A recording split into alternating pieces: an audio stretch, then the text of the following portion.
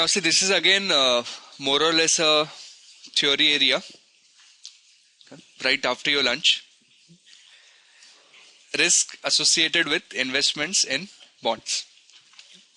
Now, one of the perception that people would have is bonds are the safest investment avenues, which is not the case.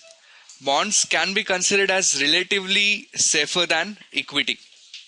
But these are not the most safest avenues that you can invest your money in.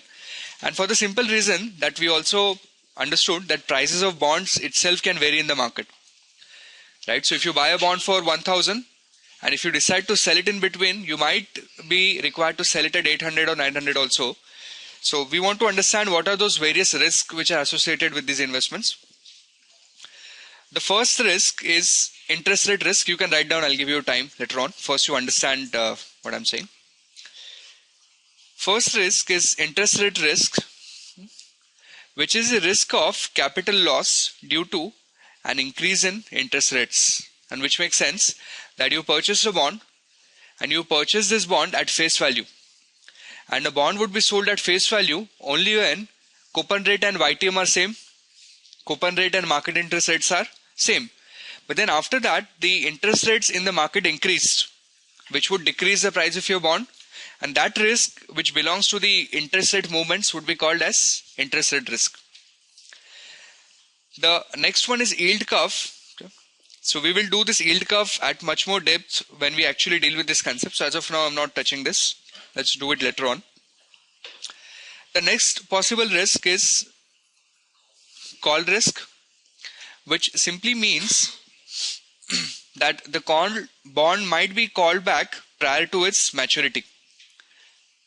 The bond might be simply called back prior to its maturity, and it might be a significant risk. Because imagine a scenario, you invested 1,000, maturity of the bond was 5 years. At the end of year 2 itself, company decided to call back the bonds. So at the end of year 2, if you've received your 1,000 back and you decide to reinvest that amount into market, you might get different rates. So that is called as the call risk. Prepayment risk and call risk are more or less similar, though prepayment risk generally is also applicable to amortizing security. That if the rates fall, causing prepayments to increase, if the interest rates in the markets have fallen, then automatically there would be more amount of refinancing. Higher refinancing would increase the prepayments. Investor would be required to reinvest these prepayments at the new lower rates. So you invested your yes.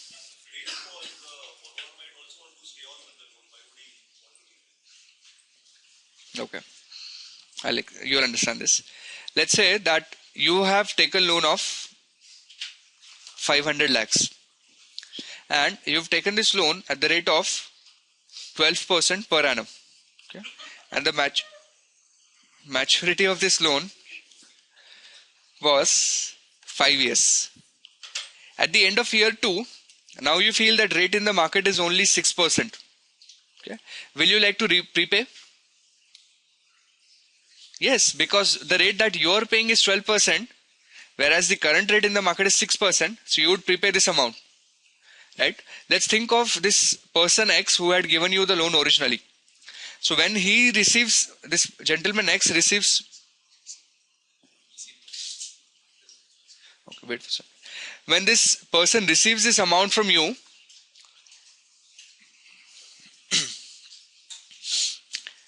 when he receives this amount, that's lapse of concentration. When he receives this amount from you, he would be required to reinvest this amount at the rate of 6%. So for him, this poses a significant risk. Are we clear? That you would receive this prepayment only when the interest rates in the market have gone down, and then you would be required to reinvest this amount at a substantially lower rate. Are we okay, Ron? Okay.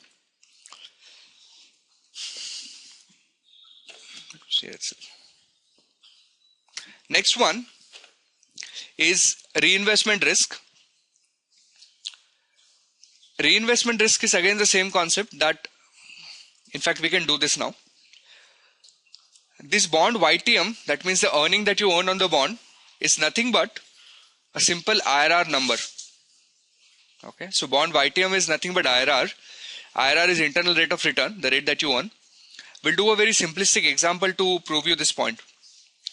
A bond is currently trading at 950 rupees.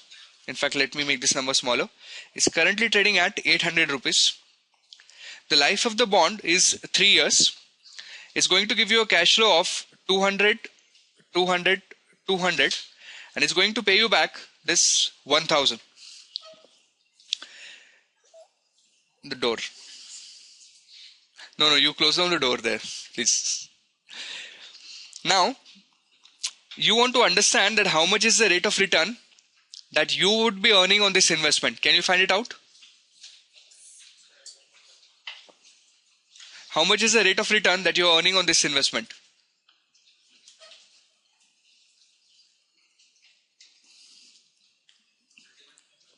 $31.19.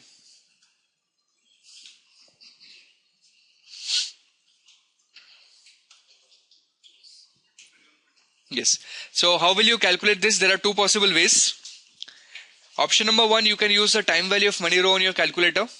So second clear TVM, minus 800 is your present value, 200 is your payment, 1000 is your future value, 3 is your N, compute IY.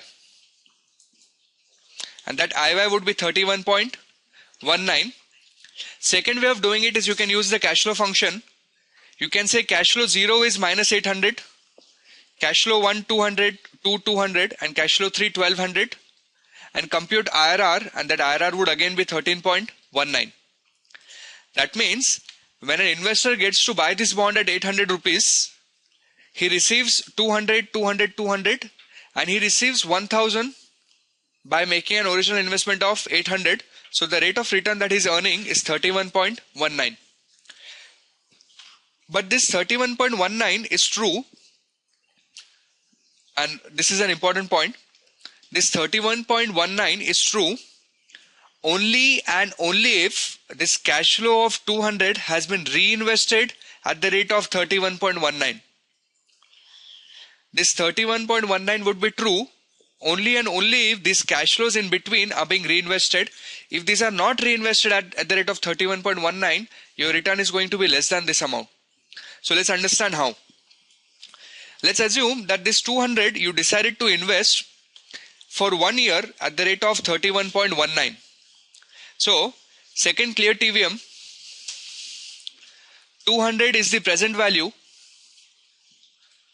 31.19 is the IY, 1 is the N, compute future value, 260.838. Now this 200 you are going to invest at 31.19 for 2 years. So what you simply do is that make your N as 2 now. You've anyways inserted everything else. 344.21. So if I invest my 200 for 1 year at the same rate, 200 for 2 years at the same rate, the total cash that I will have is this amount plus this amount plus this amount plus this amount. Take total of all of them. So at the end of 3 years, I will have total of all of these cash flows, which is how much? 180.59. So then what I can say is 800 is the present value, which is 800 is the present value, which will become 1806.59 as the future value in 3 years time. So let's do this. Second clear TVM, minus 800 is your present value, 1806.59 is your future value, 3 is your N, compute IY. It would be 31.19. It might be slightly lesser or higher because of fractions or decimals. But if let's say that, assume a realistic scenario that when you receive this 200, okay, let me start from the beginning. When you purchase this bond at 800, that time the interest rate in the market was 31.19%, and that's how the price of the bond was derived as 800.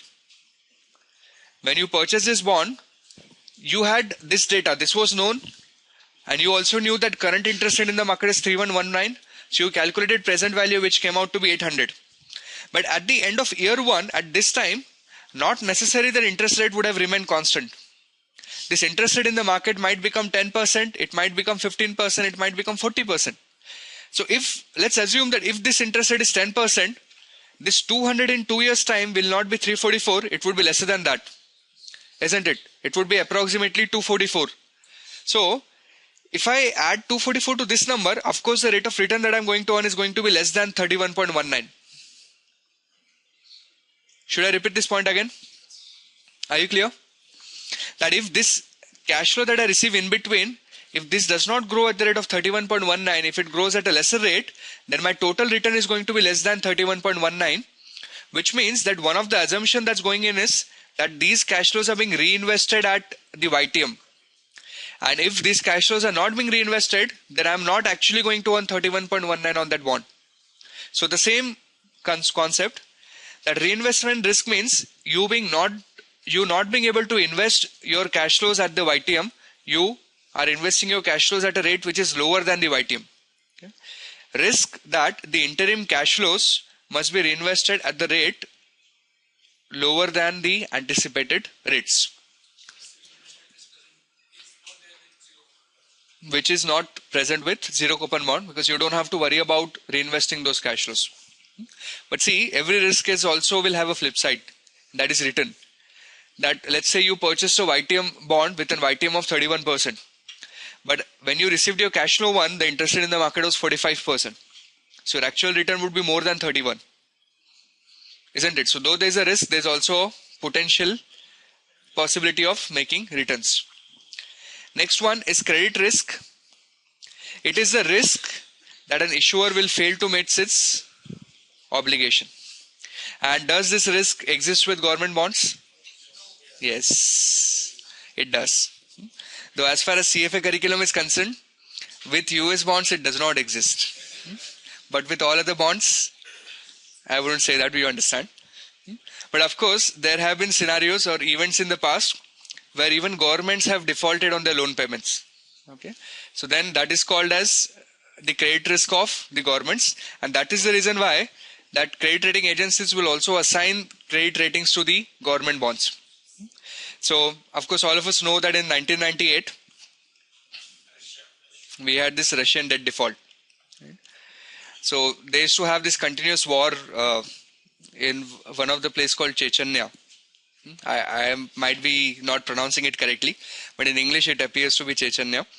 So with these wars happening in that country continuously, and they had pegged their exchange rates, they had pegged the exchange rates of ruble against US dollar, and then there was a perceived risk in the market that the Russia would devalue their currency against US dollar. It was a fixed pegged exchange rate system. Okay, so there are different exchange rate systems. When we do economics, you would understand this. But the market started fearing that now the government of Russia would devalue their currency, which is in the short term is a good thing for the country, but in the long term not very good thing to do. And then with this perceived risk, the markets crashed substantially. So within a day's time, there was a substantial, or within a few days' time, the equity markets lost about 40-50% of their values. Right, and then the government decided to rectify all the mistakes and everything that had gone back. And one of the things that was to be done in a more harsher language was not to pay back the loans. So of course they did not decide to do it. There was a Asian crisis right before this Russian debt default, but government did not pay back some amount of the loans and they defaulted on the interest payments. Next one is liquidity, which again is a common sense thing that you purchase a bond. It's a good bond, but you're not being able to exit, right? Which might happen in India, that the bond markets are not very liquid. So if you're a retail investor, you purchase a bond, not necessary that you would be able to exit at a really attractive pricing, because you would not find anyone else willing to buy those bonds from you. So that's a liquidity risk. And exchange rate risk, again straightforward, that I'm an US investor. I decided to purchase bonds in India, let's say of L&T. So when I purchase these Indian bonds, I actually am investing into two assets. One is the bond of L&T, and the other asset is I'm investing in rupees. So then the risk that associated with this investment would be called as exchange rate risk. Many to come. Then this inflation risk, okay, which is a really nice point. This would actually require us to do some background workings. Okay, so let's understand this. Let's say you can buy a nice, what can you buy? You can buy a one-time meal for yourself for 100 rupees. Now you decide that I want to sacrifice on this. I'm not going to have my lunch today. Okay. Instead, I would deposit this money into a bank. Okay, so next year I might be able to have my lunch at a more exotic or more fancy restaurant. So at the end of year 1, it gave you 110. You took this money and you decided that I want to go to a same place and I want to have my lunch. But then that person told you that now this lunch would cost you, let's say 108 rupees. Right? After 1 year, when you took this 110 and went to have the same lunch, it costed you 108. That means the price has increased by 8%. So the inflation rate is 8%. So if you have 110, that means you are left with that incremental 2 rupees. This is the actual return that you earn on your investment because you sacrificed by not having lunch. Because you sacrificed by not having lunch today, it gave you in a year's time the same lunch plus it gave you 2 extra rupees.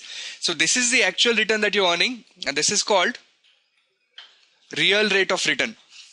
Okay. So now see what's happening here is that this interest rate of 10%, this 10% would be called as nominal interest rate. This 10% is called as nominal interest rate. And this 10% is made of 2 components. The first component is to give you a cover against inflation. So that 8% was inflation component. So the actual rate by which your money is going to grow was only 2%. This is called as real rate of return or real interest rate. And this is called as inflation rate. Okay.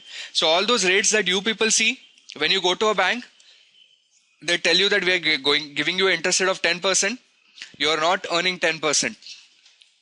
So if the inflation rate in our country is 12%, those statistical agencies try very hard to make sure and make this number look attractive.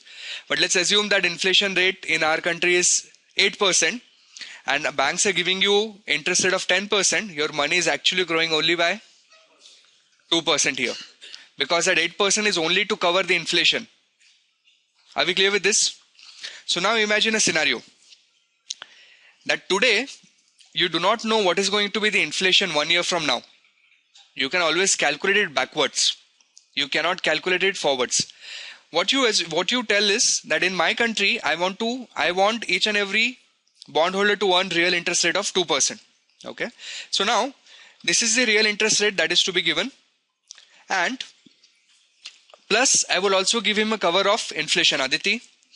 So now inflation is 8%. Which means the total rate of return will become 10%. If inflation is 9%, total rate of return will be 11.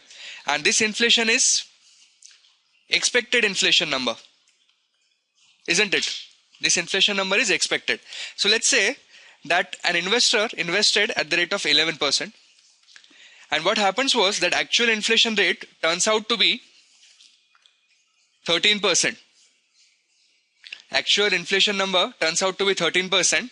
So someone invested 100 rupee, he would get 111 at the end of the year. But some goods which were costing 100 rupees, these would be worth 113. So the amount of investment in real terms have actually reduced. He's earned a negative real rate of return here. So this is the inflation risk. That inflation turning out to be more than what you originally expected it to be. Right? So expected inflation is never a threat. If you know that inflation rate is going to be 6%, it turns out to be 6%, you don't have to worry about it because that expected inflation is being priced everywhere. So because we know expected inflation is 6, employers would give 6% higher salaries to their employees. Right? All the goods would become automatically higher by 6%. So since everything is increasing by 6%, we don't have to worry. It is the unexpected inflation that would cause the turmoil and that would really degrade the living conditions in a country.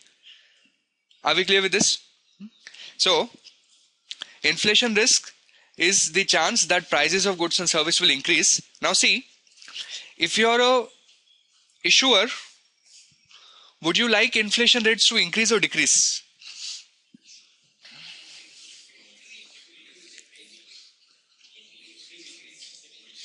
How many of you think decrease? How many of you think increase? Okay, let's think of it this way. A has given loan to B and the amount of loan was 100.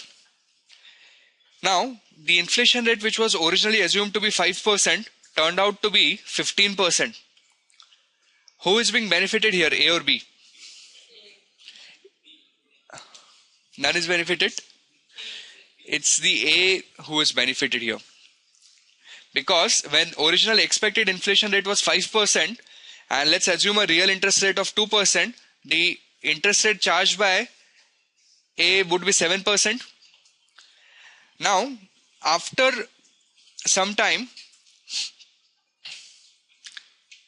when I forgot who was giving loan to whom? A was giving it to B. So, it is the B who is benefited. Did I say A earlier? Yeah, I made a mistake. It's not the A, it's the B who is benefited. And the reason here is that after 5 years, when he'll be paying back this 100, in real terms, this 100 is a very, very small amount. Okay, I shouldn't have confused. Let me make another attempt. Let's say that L&T issues, you invest into L&T 1000 rupee today. After 5 years, L&T gives you back this 1000. But a 1000 probably can buy you, it can buy you an evening, let's say at Hard Rock Cafe. Now, 1000 rupee after 5 years would probably buy you not even a single shot in 5 years from today, isn't it? So, this 1000 would not mean a lot of things after 5 years from today. So, from a borrower's perspective, that amount remains constant, the amount of loan that is taken. Think that you take a loan of 500 CR from bank. And if inflation rate turns out to be very high, after 5 years when you pay back your 500 CR, that's a very, very small term in real sense. But from an investor's perspective, it's exactly the other way around. Because his value of investments is reducing because inflation is increasing. So he would want inflation to be very, very lower. Are we good with this? Do you want me to repeat it again?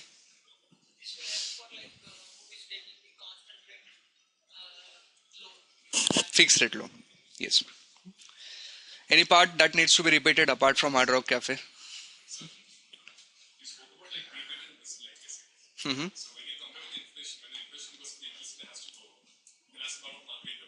Yes. This happens in the market. No, when the inflation is going up, there would not be any repayment.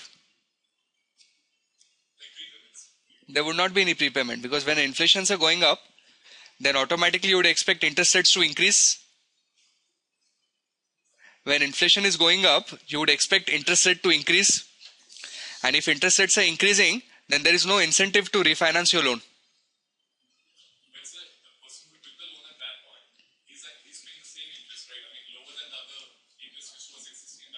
Yes, and therefore he would not have any benefit to prepay the loan. So he's being benefited now. So there is no incentive for me. If the inflation increases, interest rate increases. And if the interest rate increases, if I'm someone who's taken loan, I'm paying interest only at 8%, whereas everyone else is paying at 12%. So I'm being benefited here, so I don't want to prepay the loan. So the overall effect in real terms will be still same, right? So you spoke about in real terms, then the value of money is supposed to reduce. Okay. If the interest rate is low at that point, it will still be the same value, right? No. Okay. See, 100 rupees is the amount of loan. Inflation rate is 10 and real rate says 2. Every year you're paying 12 and you're paying 100. I can divide this into two parts. This 10 and this 2. This 10 and this 2. Following this? So this 10 for let's say 4 years. You would receive back your 100 plus you would be given 40 and you would also be given incremental 8. So this 100 today is equivalent to 140 4 years from today, accounting for inflation. And this 8 is what you've earned because you sacrificed on your money. So as long as this is good, no problem. Now I'm an investor. And this inflation rate turned out to be 15%. This is where it would start pinching me. Because 100 rupees today now should be equal to, ignoring compounding effect, should be equal to 160 in 4 years' time. Am I speaking Chinese here? Are you following what I'm saying? So this 160, but I would be receiving only 140 because my investor is giving me compensation only for a 10% inflation. So that's where I'm losing. That's where I'm losing on this because. But he would. See, when this is 15%, the interest rate in the market would be 17%. But this is fixed. This is not going to change. And as a borrower, think from a borrower's perspective that I am getting loan at the rate of 12%. So if the interest rate in the market is 17%, why would I prepay the loan? I would not. Okay. Next one, volatility risk. This is linked to derivatives. Okay. So what I'll say at this stage is that this volatility risk would primarily affect the bonds which have embedded options. This volatility will primarily affect the bonds which have embedded options, and what effect they will have, we will see that later on when we do derivatives. Okay. Next one is event risk. It encompasses the risk outside the risk of financial market, right? So what can be a possible event risk? Mulayam Singh becoming prime minister of a country. Event risk, right, which is outside the financial market. Or even worst, what's the name of that other lady?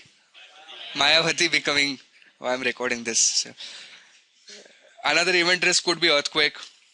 Or all these risks are event risk which are outside the financial markets.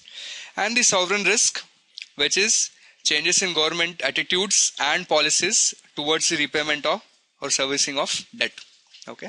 So this is very important. When any credit rating agency, when it tries to find out or give credit rating to a country, it looks at two things. It looks at ability to repay and willingness to repay. So this attitude is something that again needs to be looked at, which is a significant risk. A lot of foreign investors are looking at India and they feel that in next 1 year we are going to face a significant type of risk, which is election risk. Right? So all these are sovereign risk related components. Should we move on?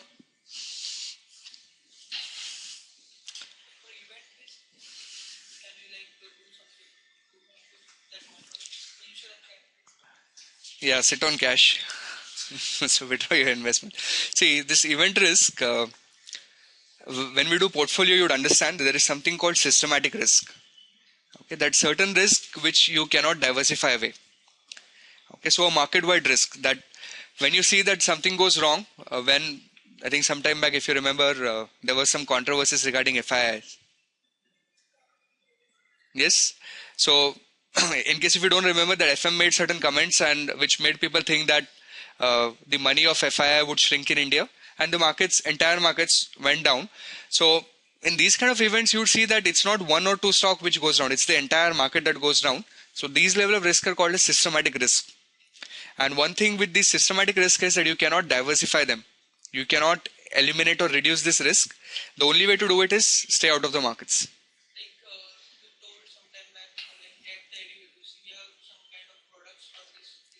No. I mean, yeah, that's an interesting idea. What if there's an earthquake? Of course, the product is insurance. So you can buy a theft insurance, a fire insurance, insurance against natural calamity. But from a market perspective, I don't think any such thing exists. See,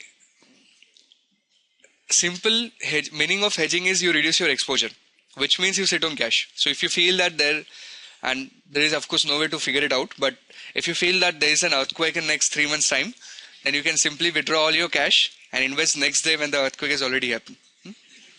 So that's the best strategy you can use. Okay, the relationship among the coupon rate, yield required by the market, bonds price relative to the par value. So this should be really straightforward. If I tell you that there is a bond which has got face value of 1000 maturity of 5 years, it is going to give you a coupon rate of 10%, whereas the interest rate that exists in the market, which would be called as yield to maturity, which is the market interest rate, this is 20%. Paridhi, this bond would be issued at a discount or at a premium? This would be issued at a discount, because the simple intuition is that you're giving less than what market is giving to everyone else. So this bond is less valuable, let's issue this at a discount. If this is vice versa, then it would be issued at a premium. And if both of them are 10%, then bond would be issued at a par. So par when the coupon rate is equal to market yield. When market yield is greater than coupon, the bond would be issued at discount. And vice versa, the bond would be issued at premium. So let me throw a few questions. Face value 1000.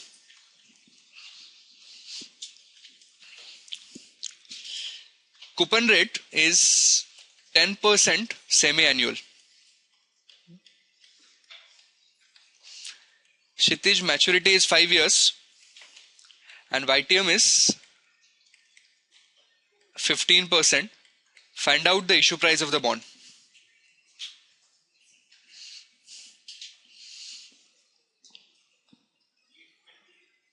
$8.28.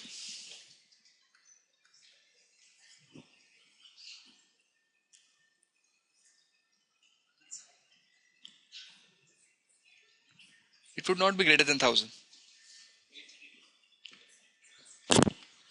876. How much? Paridhi. 828.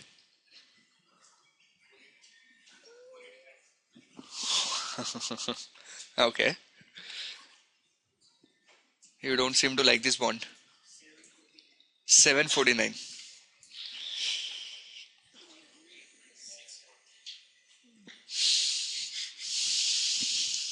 Huh.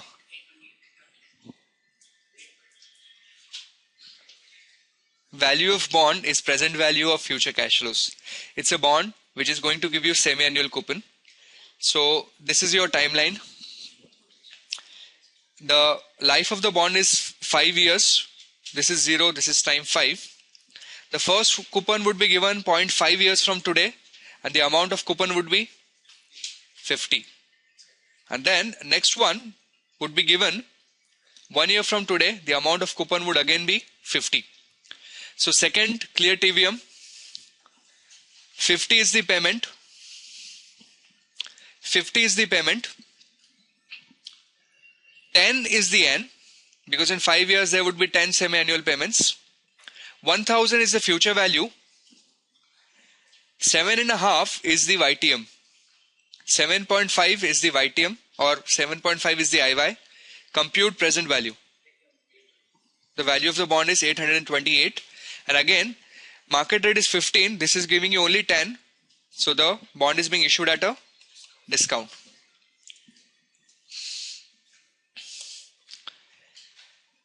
Now this is an interesting number. Okay, it's called as duration. With equity, when we wanted to measure the risk of this particular equity stock, there was a number which was called as beta. Right? So this was some sort of a measure of risk.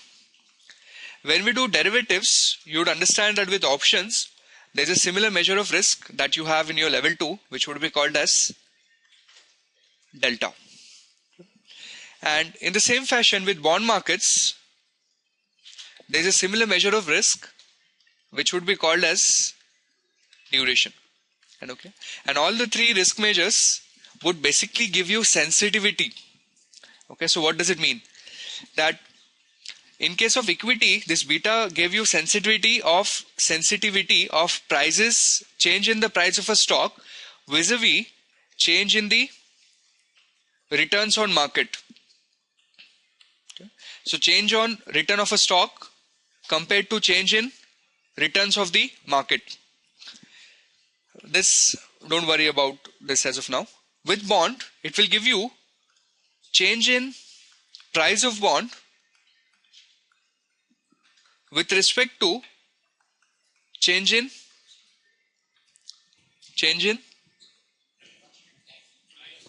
interest rates.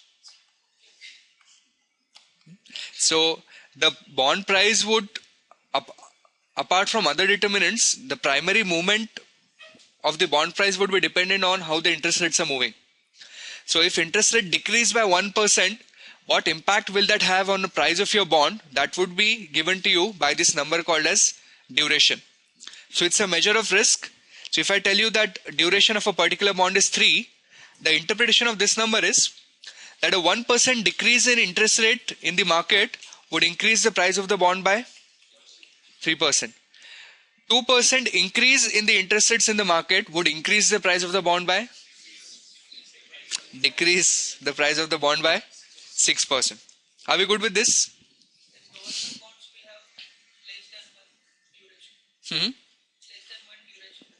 Possible, but not necessary.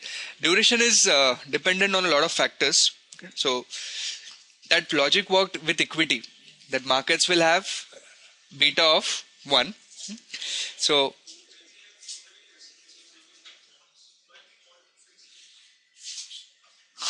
okay, I thought the question that you're going to ask was, when do we have so many risks associated with bonds? Why do we invest in them in the first place?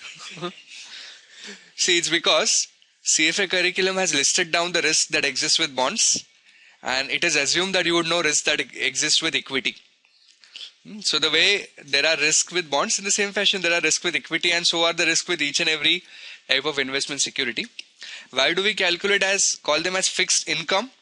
Because the amount of coupon that would be paid to you is fixed.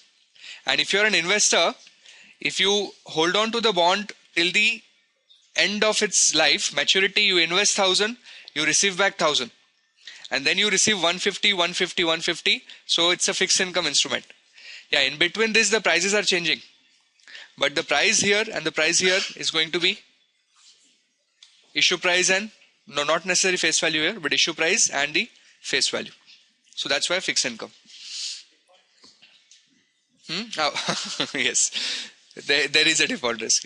But that is always the case with any investment. So if you invested into Kingfisher now, then you also have a negative book value, isn't it? So the risk exists with all types of securities. So same is the case with fixed income. In fact, one reason why I think CFA Institute has specifically decided to list down is because to counter-check the general belief of the people that investing into bonds is very safe. Okay, so not necessary. It is also exposed to 1,000 risk. It is a measure of sensitivity of the price of a fixed income investment to a change in interest rates. Rising interest rate means a falling bond prices, while declining interest rate would mean rising bond prices, which means duration as a number would always be a negative number. Bond price interest rates increase by 1%. Duration is 3. So bond price will decrease by 3%. So that means if this number is negative 3, I can multiply. So I can say 1% increase in interest rate into minus 3. So that would give me minus 3%. Since the relationship is negative, the slope of the line is negative, the duration is going to be a negative number. Are you clear with the intuition? Because they are moving in the opposite direction. When interest rate increase, the bond price decrease. When interest rate decrease, bond price increase. So since the relationship is negative, duration would be a negative number. Okay, higher risk, higher reward. A bigger duration number would mean greater interest rate risk, but it would also mean higher reward for the bond prices. This is interesting. The level of bonds interest rate risk, that means its duration, is positively related to its maturity. I would want you to write down this slide. And you can expect one of the questions from here, which might be also a difficult one to answer.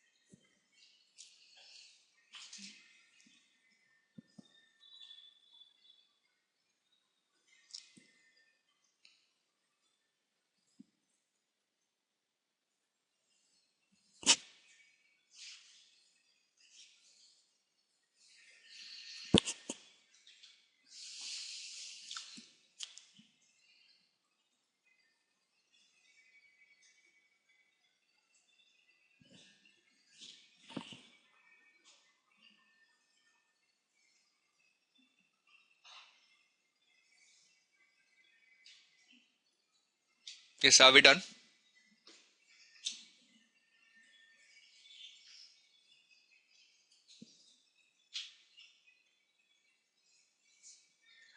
Now, can anyone tell me the intuition behind the first point? Positively related to its maturity. Does it mean longer the maturity, higher the duration? Yes. Why?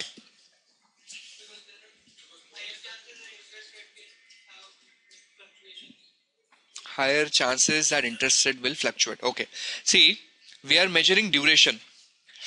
This risk measures that if interest rate changes, by what percentage price of the bond will fall, not the risk of how much interest rate will change. This risk measures that if the interest rate increases or decreases, by what percentage price of the bond will fall. So that might not be a very valid intuition behind this thinking. Anything else? Exactly, yes. See, I'll explain what it means, but we'll have to do some maths behind bond pricing. Okay? So let's understand this way. There are two bonds. First bond with a maturity of 3 years. Okay. Both of them are currently giving you a cash flow of, it's giving you a coupon of 100 and face value of 1000. Then there is a second bond which has got maturity of 7 years. It is going to give you 100 as coupon and 1000 as cash flow. So I want to find out the price of this bond, its present value of future cash flow. So I will say 100 divided by 1 plus interest rate raised to 1 plus 100 divided by 1 plus, let me call this interest rate as x now. So 1 plus x raised to 2 and 1100 divided by 1 plus x raised to 3. Is this correct? So I'm discounting all these cash flows and I'm taking their totals. With the second bond, 100, 100, 100, 100, 100, 1, 2, 3, 4, 5, 6, 7. Divided by 1 plus x, 1 plus x raised to 2, 1 plus x raised to 3, 1 plus x raised to 4, 1 plus x raised to 5, 1 plus x raised to 6, and 1 plus x raised to 7. And all these numbers are to be added. Now, imagine that interest rate was 10%, and from this 10%, this interest rate became 15%. Interest rates has increased by 5%. Prices of both the bonds are going to reduce. And it's straightforward because this x was your interest rate. So from 0.10 it has become 0.15. Your denominator has increased. Bond prices are going to fall down. But now the proportionate reduction in the price of the bond, let's call this as bond B. Let's call this as bond A. The proportionate reduction in the price of the bond B is going to be higher than the proportionate reduction of the price of bond A. Can you tell me why? Because if I find out the present value, okay, so let's say my present value at 10% is about 1000 itself. And my present value at the rate of 10% would again be 1000. But the majority of this 1000 is made of the present value of this 1100. Isn't it? That majority of this 1000, out of the 3 cash flows that I have here, the biggest cash flow which is contributing to it is this 1100. And out of all the cash flows that I have here, the biggest chunk of this 1000 is coming from this 1100. But now, compared to this 1100, this 1100 would be discounted for 7 years at a higher interest rate. So the proportionate reduction in this amount would be lesser than proportionate reduction in this amount. Are you following this? Yeah. So therefore, the proportionate reduction in this price's bond is going to be higher than the proportionate reduction of this price's bond. So in fact, we can do this. If you want to cross-check this hypothesis, at 10%, of course, the value of bond had to be 1000. Let's find out the value of bond at 15%. Value of bond A. Second clear TVM. 100 is the payment. 1000 is the future value. 15 is the IY. Compute present value. Sorry, I said 3 is the N. Compute present value, it is 880. 5. So that's a reduction in the price of what percent?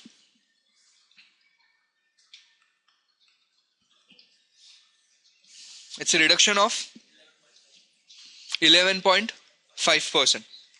Okay, so price of the bond fell down by 11.5%. Let's find out the price of bond 2 now. So what you simply need to do is make your NS 7. This is 791. So that's a reduction of approximately 21%. Isn't it? That means though interest rates have increased only by 5%, both of them had same coupon, but the reduction in the price of bond B was higher than reduction in the price of bond A, because the biggest cash flow was coming at the end, which was discounted at a higher rate for a longer duration.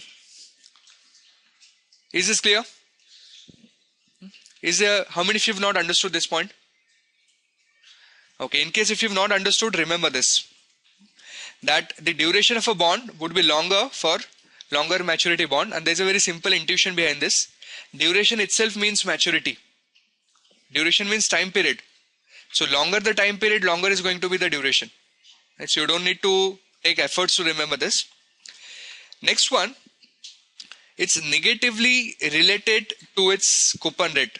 That means higher the coupon rate, lesser is going to be the duration. Can you tell me why?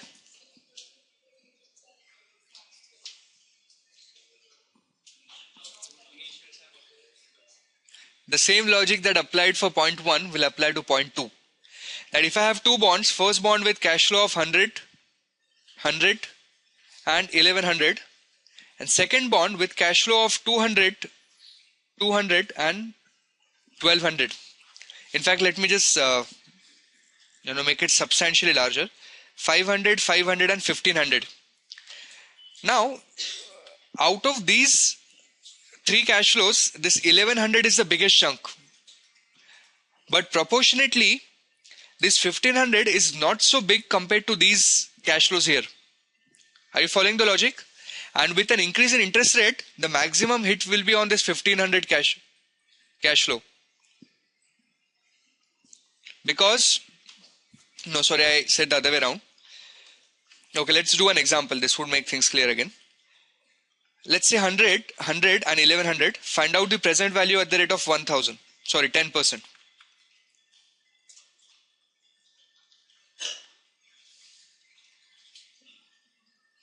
Yes, and 500, 500, 1500. Find out the present value at the rate of 10%.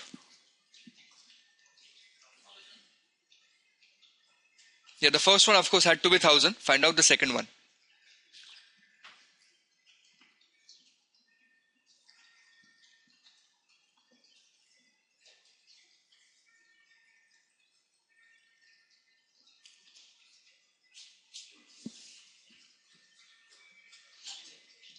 Sorry? 2, 3.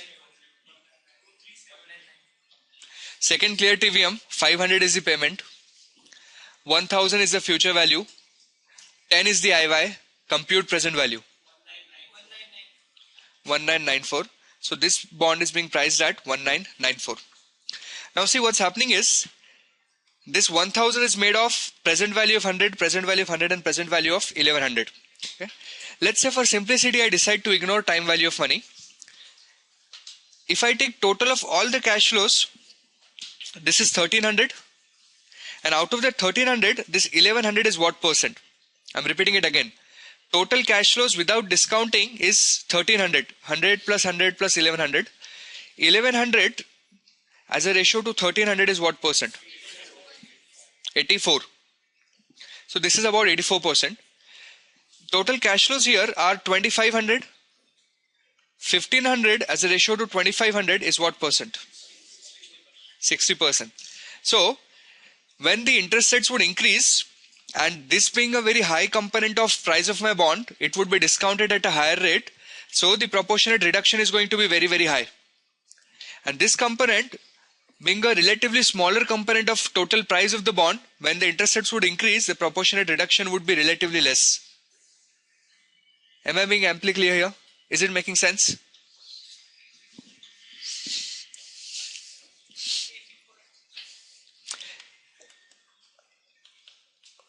Let's keep it simple. 500 and 1000 and 500. Okay. When the price of your bond is 1000, we can bifurcate into two amounts.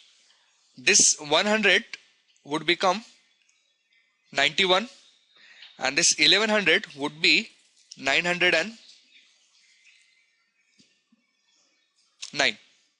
So the price of the bond is 1000. Are you following this? That present value of 100 for 1 year at the rate of 10% is 91 and present value of 1100 for 2 years would be 909. So the price of bond would be 1000. 500 का present value निकालो एक साल का. 500 divided by 1.1 454 और 1500 का present value निकालो divided by 1.1 square. That means 1500 divided by 1.21 1239. So this bond will be priced at 454 plus 1239, which is how much? 1693. Is this clear?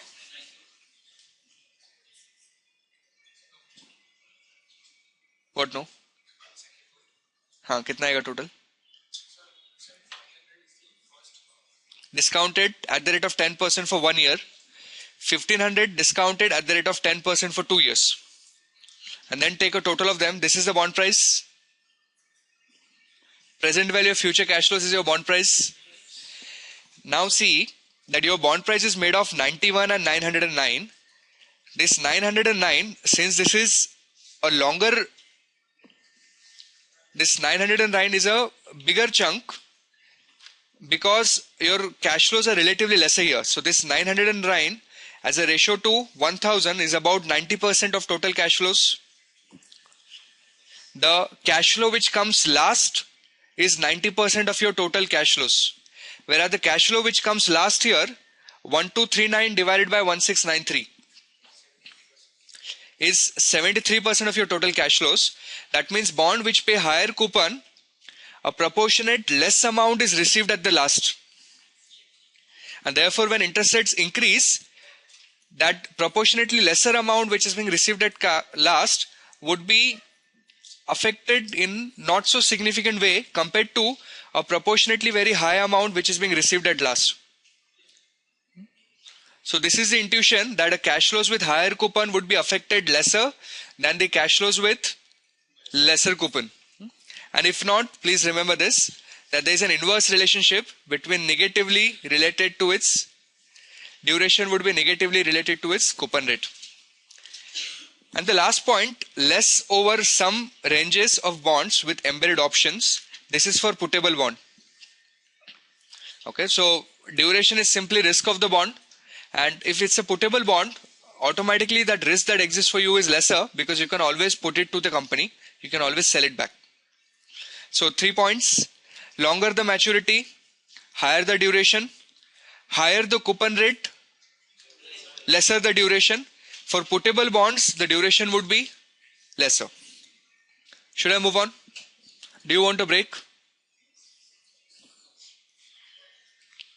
Let's take a